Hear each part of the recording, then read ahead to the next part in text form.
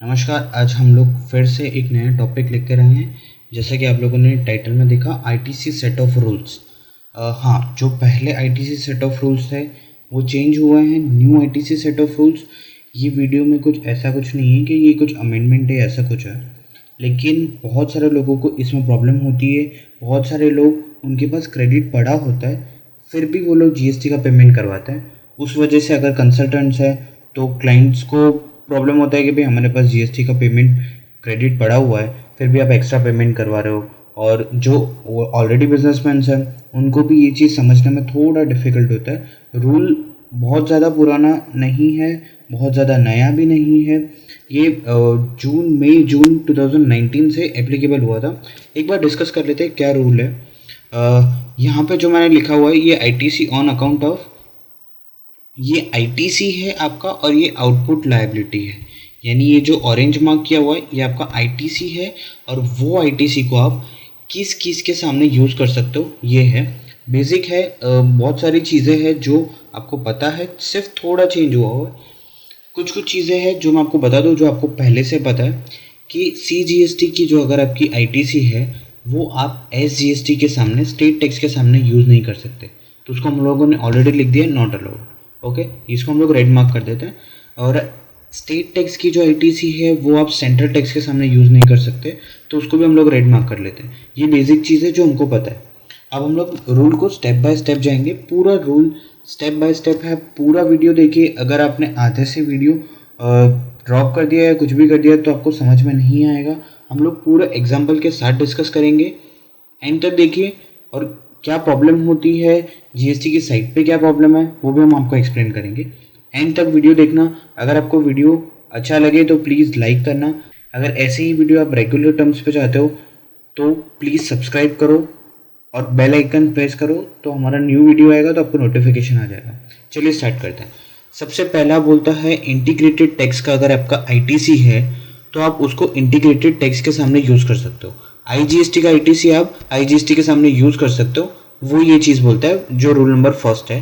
First step में अगर आपका आईजीएसटी का आईटीसी है और अगर आपका आईजीएसटी का आउटपुट टैक्स पेएबल है तो आपको पूरा आईजीएसटी सबसे पहले आईजीएसटी आउटवर्ड सप्लाई के सामने एडजस्ट करना है उसको। ये बोलते हैं इनवर्ड आईटीसी को आउटवर्ड आईटीसी के सामने एडजस्ट करना है।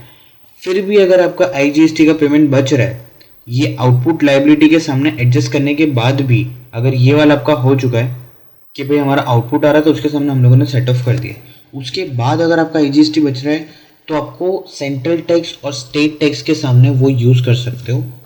लेकिन लेकिन लेकिन कौन से प्रपोर्शन में, और पहले किसके सामने, सेंट्रल के सामने या स्टेट के सामने?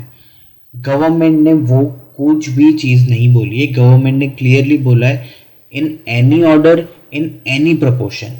यानी अगर आपका आईजीएसटी का बैलेंस बच रहा है आईजीएसटी आउटपुट के सामने पे करने के बाद, तो आप उसको सेंट्रल टैक्स और स्टेट टैक्स के सामने कोई भी ऑर्डर में, कोई भी प्रपोर्शन में यूज़ कर सकते हो। अगर आपको पूरा का पूरा सेंट्रल टैक्स के सामने यूज़ करना है, स्टेट टैक्स के सामने कुछ यूज़ नहीं करना है, तो आप वैसा कीजिए। आप स्टेट टैक्स के सामने पहले कर सकते हो, सेंट्रल टैक्स के सामने बाद में कर सकते हो। अगर आपको पूरा सेंट्रल टैक्स में करना है, पूरा स्टेट टैक्स में करना है, वो आप कुछ भी कर सकते हो, in any order, in any proportion.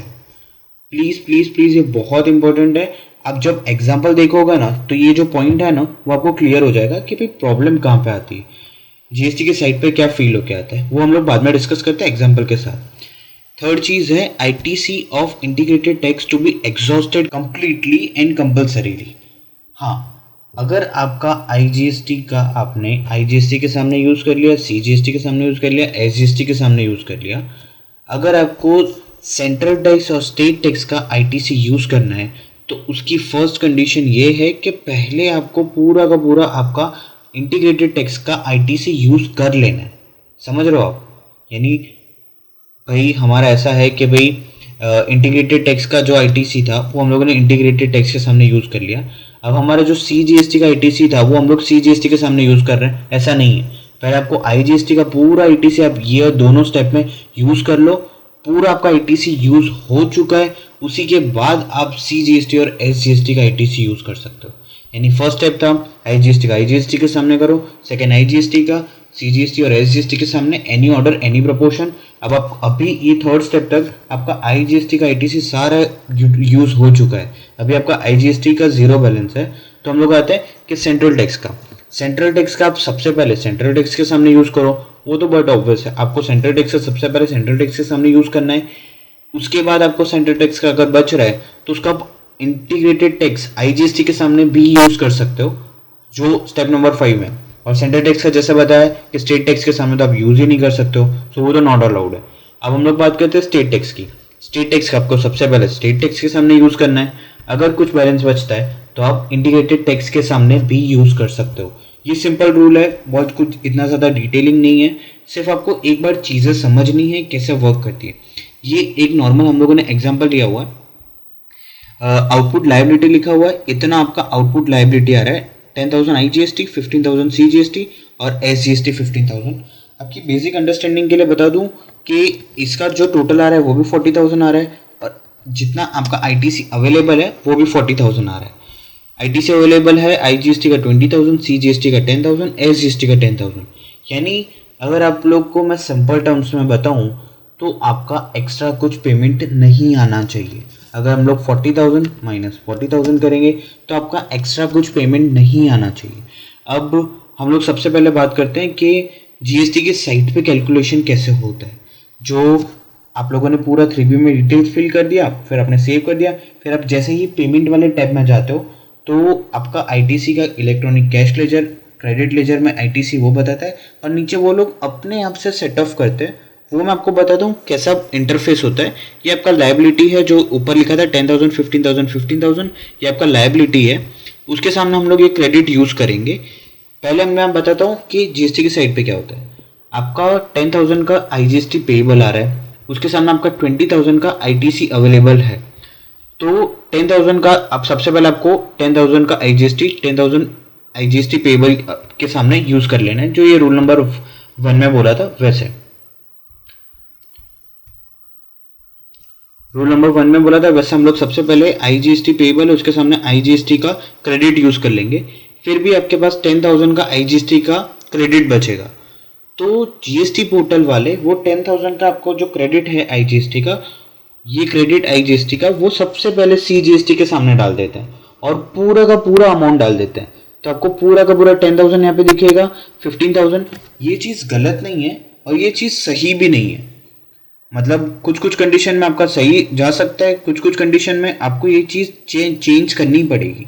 वो लोग IGST को पूरा का पूरा CGST के सामने डाल रहे हैं, टेक्निकली ये चीज़ गलत है। एज पर रूल ये कैलकुलेशन आप डायरेक्ट आपका ऑटो कैलकुलेट होकर आ रहा है, आप उसके हिसाब से नहीं जा सकते। क्या बोला है रूल में, IGST अगर आपका IGST के सामने सेट ऑफ करने के बाद भी बच रहा है तो आप CGST और SGST के सामने एनी ऑर्डर और एनी प्रपोर्शन में आप यूज़ कर सकते हो। लेकिन GST का पोर्टल है ना, वो पूरा का पूरा CGST के सामने दे देता है। ये चीज़ गलत है। आपको बाद में क्या प्रॉब्लम होती है मैं बताता हूँ। अगर ये 10,000 इसके सामने यूज़ हो रहा है तो आपका CGST का पेएबल कितना था 15,000, IGST की क्रेडिट मिल गई 10,000 और CGST की आपके पास 10,000 ऑलरेडी क्रेडिट था, तो 5,000 आप उसमें यूज़ करोगे क्योंकि आपका 15,000 पेएबल है, और आपका नेट पेएबल कितना आएगा CGST 0 आएगा। लेकिन आपका CGST का ITC सेट ऑफ होने के बाद भी कितना बचेगा, पहले आपका कितना था 10,000 था, उसमें से आपने 5,000 CGST यूज़ कर लिया, तो आपका ITC भी 5,000 बचेगा CGST का। अब हम लोग SGST की बात पे आते हैं।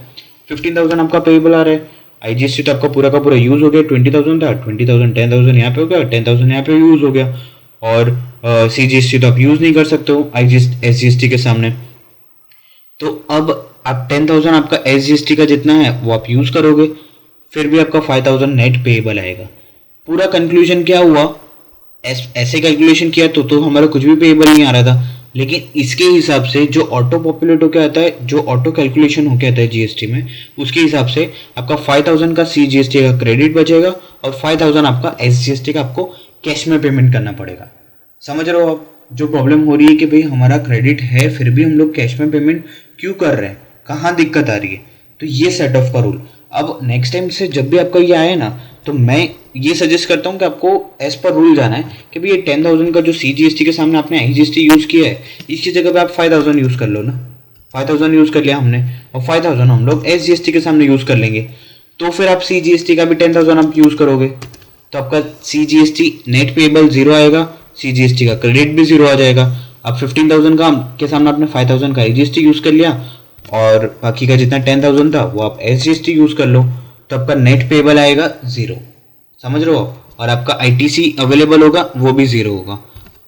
तो आपका पूरा 0 जितना 10,000 था वो 20,000 का आपने IGST यूज़ कर लिया, 10,000 का CGST यूज़ कर लिया, 10,000 का SGST यूज़ कर लिया।